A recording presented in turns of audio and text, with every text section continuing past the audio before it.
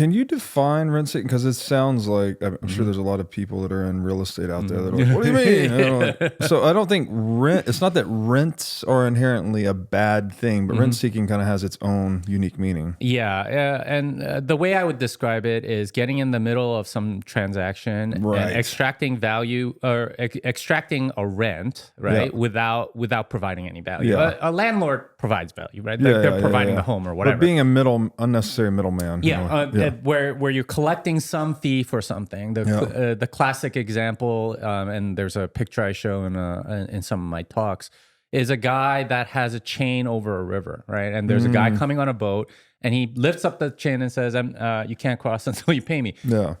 Now that person is not providing any value whatsoever, right? It's just sort of extortion in many ways. But there's a lot of that in all sorts of government bureaucracy, some rubber stamp or some permission or gatekeeping that you have to get around and in order to go do something that you want.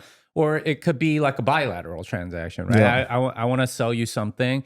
You collect, we're doing a bilateral transaction, but somebody gets in the middle and says, well, actually, you have to pay us sales tax now, right? Like because...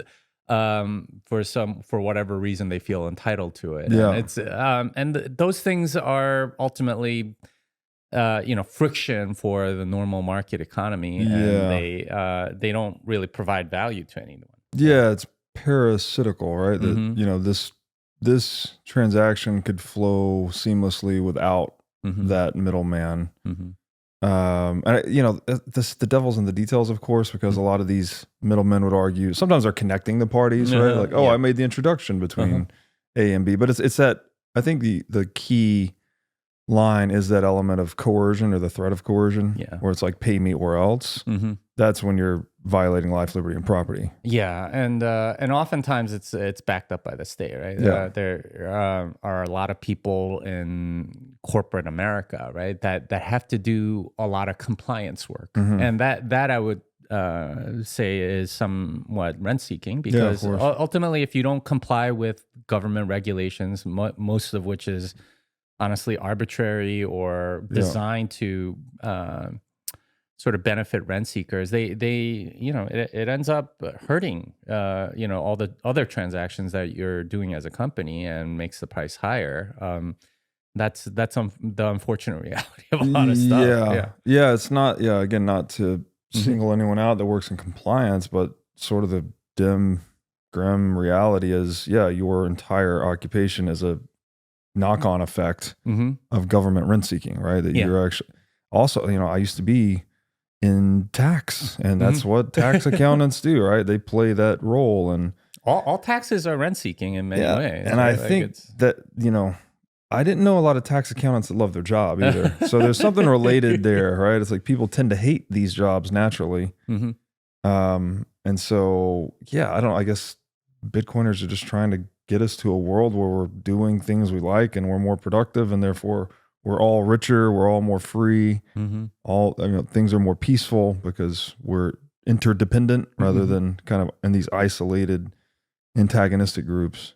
I would say that that's definitely the case, and the reason why people don't like a lot of these rent-seeking jobs is because I think deep inside they understand that they're not providing value, and like, if you're a human being with even a modicum of conscience, right? Like you want to provide value, you want to be beneficial to other people.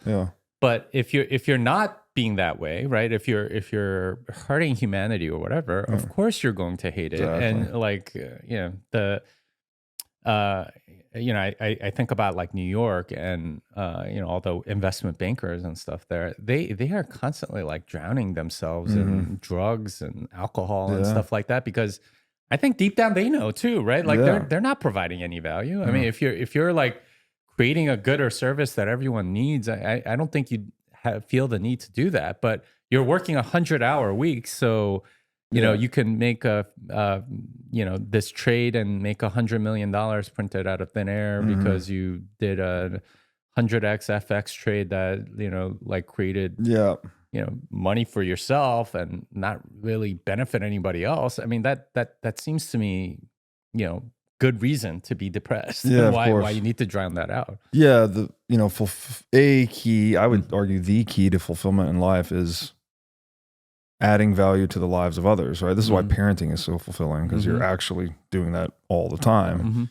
And yeah, I don't, investment banking, again, not that it's an inherently bad thing, but in a fiat paradigm, it's pretty bad, right? Like a lot of these deals, as you mentioned, foreign exchange, that's a $5 trillion a day market, which if you multiply that all the way out, it's like something like 12 times the size of global GDP. And it's not doing anything. It's not producing anything. It's just switching from one currency to another. So it's just this parasite basically on the global economy, right? Whatever's actually being produced, the profits that come out of foreign exchange trading are just sucked off the top basically.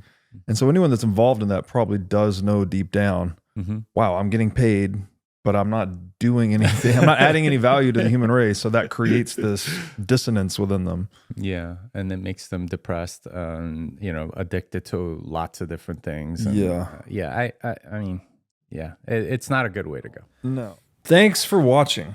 If you enjoyed this episode, click here to find more just like it, and here to find our most recent episode. Also, make sure to like this video to help shine light on the corruption of money. And be sure to subscribe to this channel to stay connected.